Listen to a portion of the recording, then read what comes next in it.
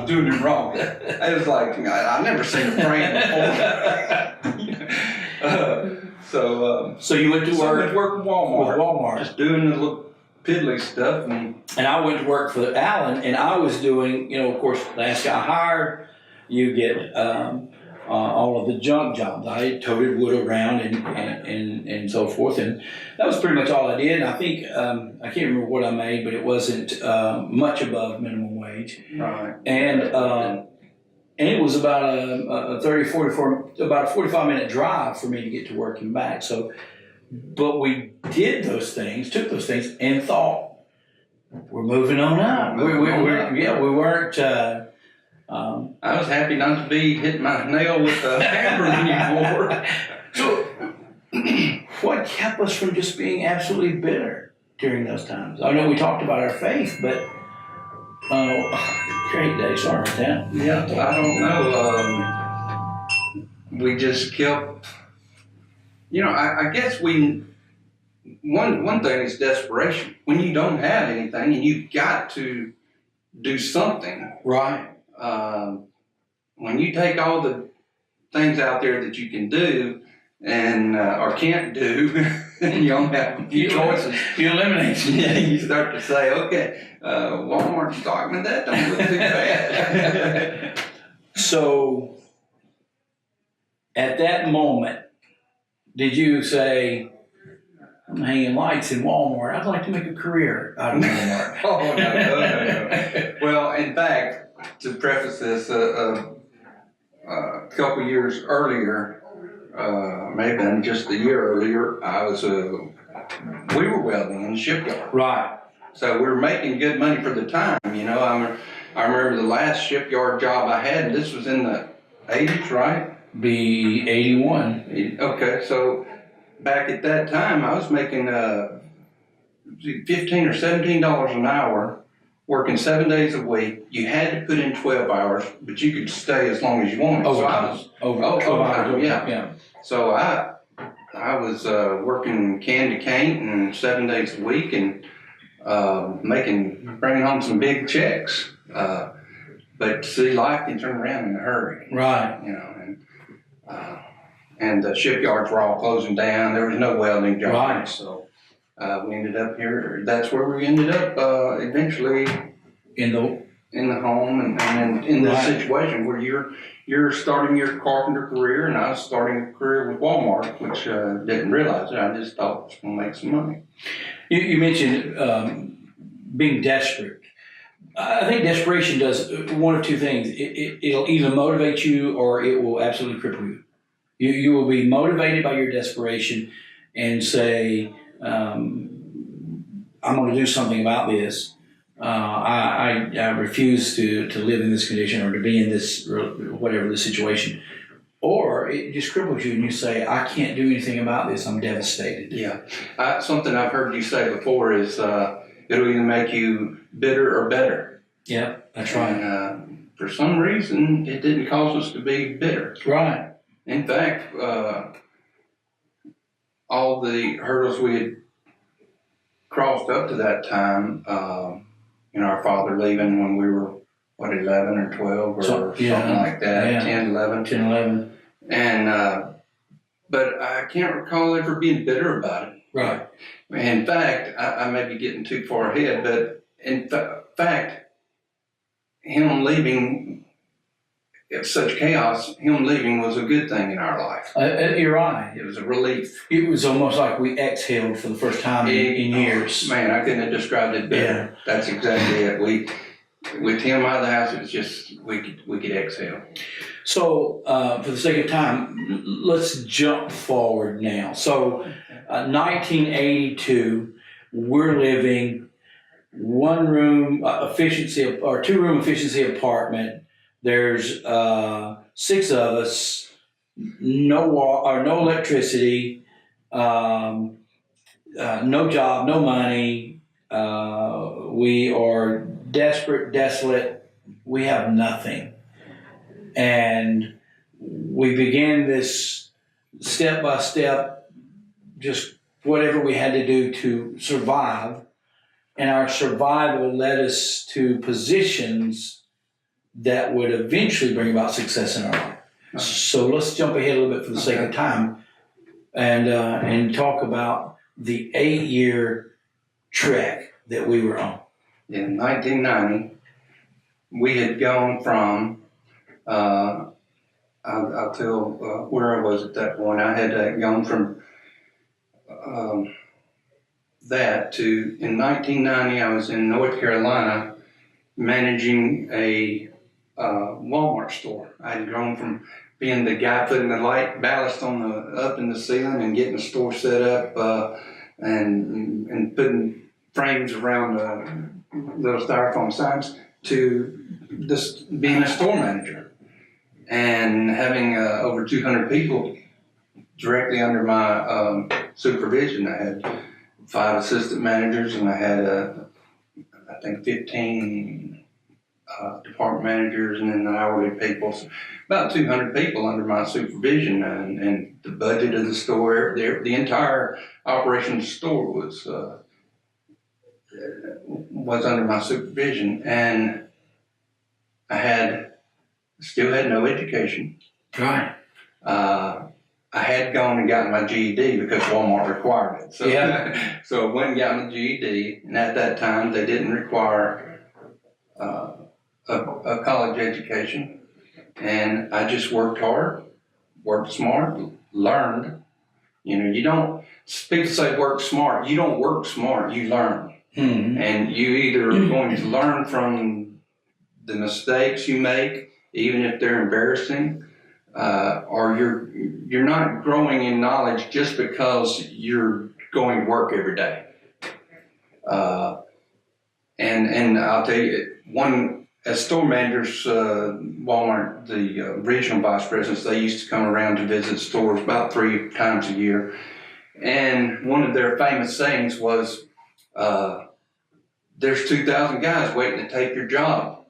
You know, there's 2,000 assistant managers waiting to move up to a store manager. So if they were wanting to threaten you or to kick you in the rear a little bit and bring attention to something, they would say, you know, there's 2,000 guys waiting for your job. You know, So that's where I had gotten to, and you had equally in a different route, different path, gotten to an equal level of success. We had been in Louisiana. We had stayed in Louisiana during this time, and a hurricane came through and hit Louisiana.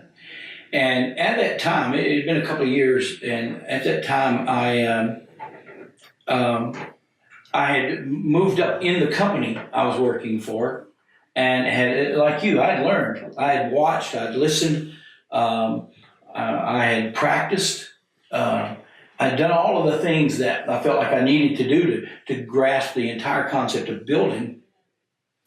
Hurricane comes through, and the only thing I had not done was roofing. But the hurricane tore a bunch of roofs off. And so I turned to my brother-in-law and said, I'm going to start my own business. Do you want to come with me? And so sure enough, he did. So we started our own business. And the first thing that we did was a big roof. It was like about 35 square, which is a pretty good sized roof. And we literally, the shingles came and we went to the job and flipped a bundle over and read the back of the package to figure out how to shingle the roof. We did that. We continued to do that, our own business and to move more into the things that we did know. And finally, in 1990, I was building in Tennessee. I lived in Tennessee, and I had gotten to the point to where we were building $150,000 to $250,000 homes, spec homes, which are pretty nice homes to be spec homes.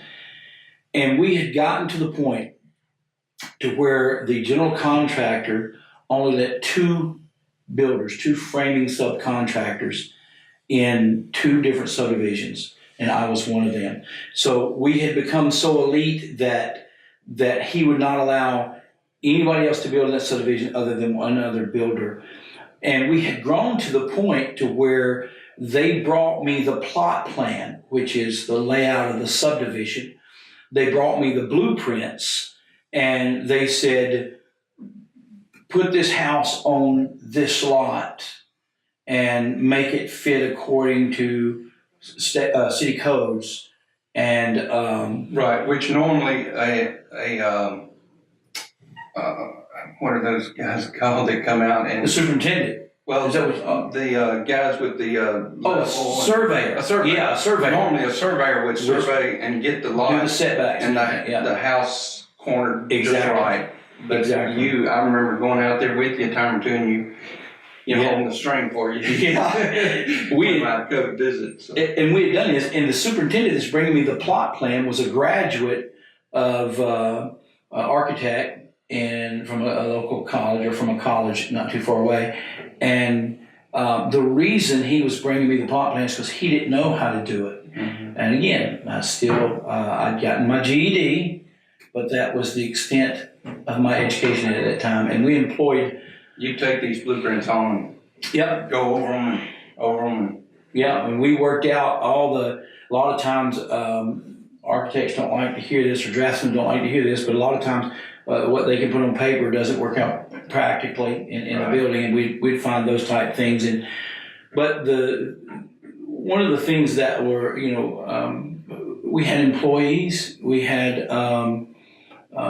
were building in the country club of Chattanooga and in that area, and so You'd have sometimes 2 and 3, maybe 4 houses going at one time. we built custom homes. We done a few commercial jobs, and often we'd have 2 or 3 different jobs going at the same time. And we'd gotten to the point where we were comfortable in what we were doing. We were making good money. We had the tools to do all of the jobs, and we'd reached a level of success that 8 years prior to, when Mom got the advance so that we could, I never dreamed of that level of success, but I did dream success. Right. I dreamed success every step of the way, but I didn't dream that necessarily that level. That level of success came later. So as we were talking about, each time I dreamed of the next level. I didn't necessarily dream of the end result, but I did dream of the next level. I will say that when I first started with Walmart, maybe I didn't expect it to be a career, but even when I was up there on that scaffold, putting the light fixtures in, I thought somebody's going to see how well I'm working and recognize it. Right. And then as that did happen, and a lot of times you get to the next level sometimes because somebody's taking you under their wings. They saw something in you, a drive, a hunger to learn and to move up and being teachable. And they take you under their wings and they teach you and train you. And I had an assistant manager that did that for me. And but after the store opened, I was a stockman for a little while, and then I was moved to the sales floor. And at that point, I started dreaming. You may say dreaming, but actually it's planning. In this many years, or in a year, I want to be a department manager. In a year, I want 2 years after that, I want to be an assistant manager, or 3 years, and 4 to 5 years. By the time I've been with Walmart 5 years, I want to be a Walmart store manager. Those are some pretty hefty dreams. Right. But pretty close to that timing, it worked out that way.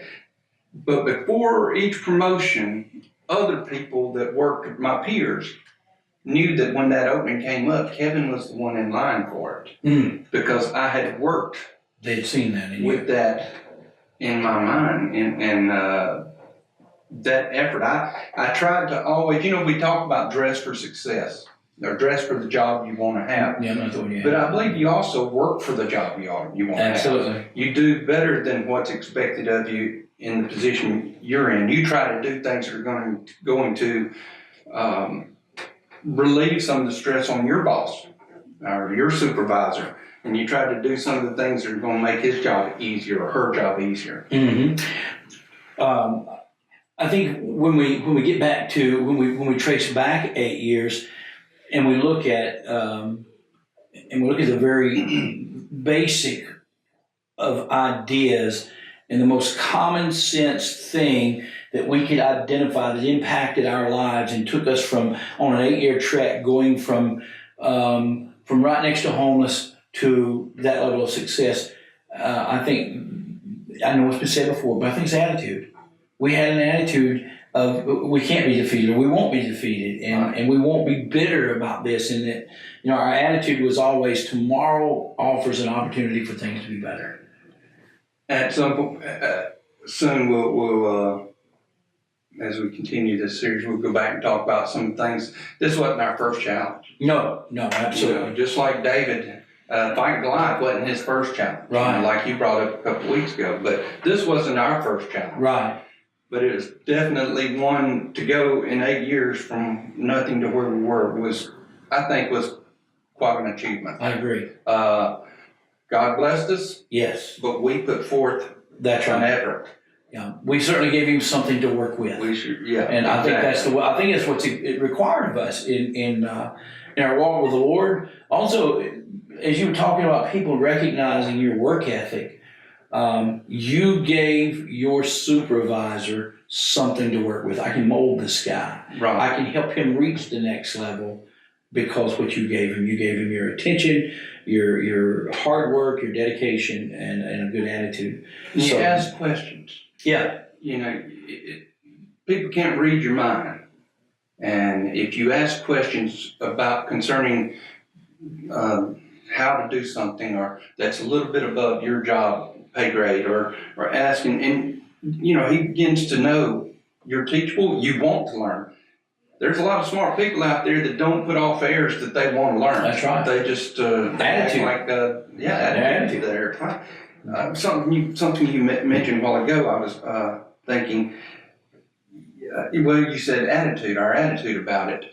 And I hate to keep harping on this generation like so many do. It's such an easy target nowadays. Yeah. But we hear so much now about feeling entitled.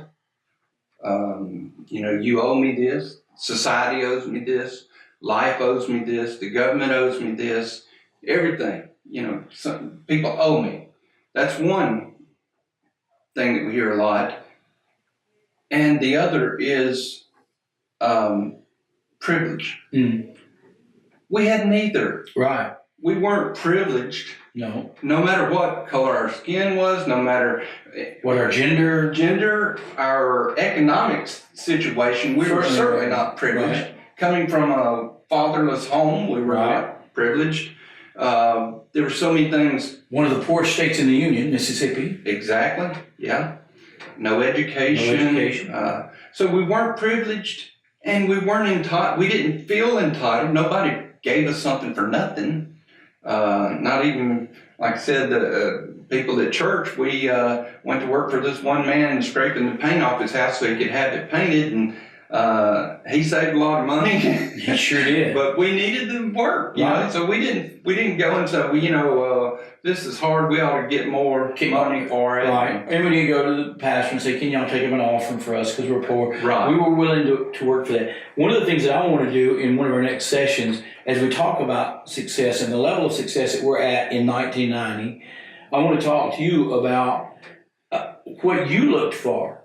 Because you're over 200 employees, though you may not have been a part of the day-to-day hiring of a stockman, you were certainly involved in the advancement of those people. What did you look for in an individual when you wanted to promote them? Well, that's a good topic. Good topic, and I do have some thoughts on that. Yeah, and then we'll also come back and talk about a little bit more in depth about our common sense attitude toward success, knowing that just simple things like knowing one success leads to another, building success upon success, and just winning that one battle. When you win that one battle, you just energize yourself to win the next battle, or at least to go out and fight the next battle. So those are some things that we definitely want to come back and visit with.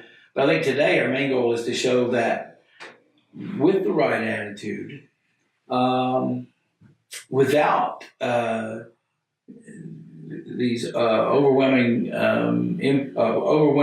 support in your life, you can still move up and have a measure of success. Never give up.